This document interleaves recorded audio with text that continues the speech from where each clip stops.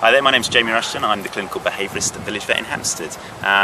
It's October, we are approaching fireworks season, so I'm here today to talk to you a little bit of how to manage those situations. The most important thing you really need to know is that seeing these animals early gives us the best opportunity to help with the problem. We have loads of things we can do, both management and modification of the behaviour, but most of those strategies do require a fair bit of training.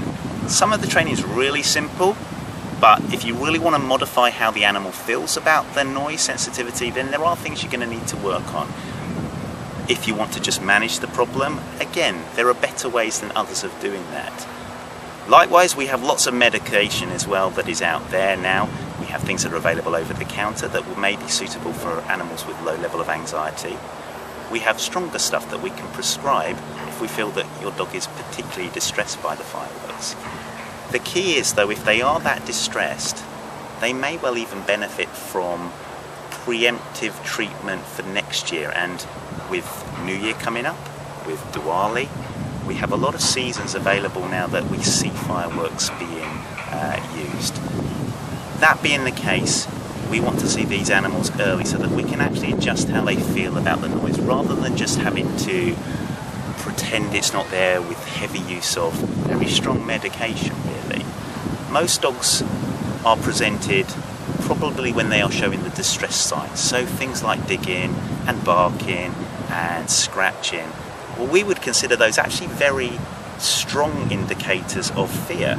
Whereas some of the dogs we're not seeing that we would like to see earlier and maybe would benefit from some of, say, the over-the-counter products, are those dogs that maybe are licking their lips, sitting and yawning, things that perhaps you didn't realise were anxiety signs, but are really quite important, because if we can get to that group of dogs early, we can do loads to help them, and they are the ones that products are much better range out there. The training is far less intense to help those animals, so seeing those guys early gives great benefit for everyone.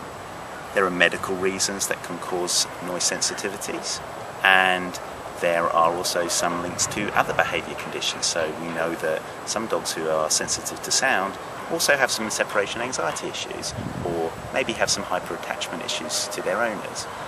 Those things are things that we can work concurrently with to help make life better in general. What we just want to let you know is we're here both before the fireworks, during and after. And don't be worried if your vet wants to see you and talk to you before handing out medications. Most of these medications that everyone requests have the potential for side effects, have some different dosing strategies depending on whether your dog is a certain breed, whether it's a certain age, and depending on whether it's overweight or underweight. They will metabolise these drugs differently. We need feedback of how these drugs are working if you do use them, but more importantly, we might want to test these drugs to check that the side effects aren't too strong for your animal.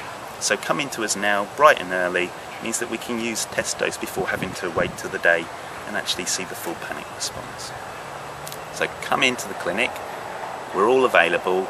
All the vets know that they can come and ask the behaviourists on board for any extra advice if you have questions that are beyond their reach and knowledge. If not, you find that everything's great, enjoy the fight.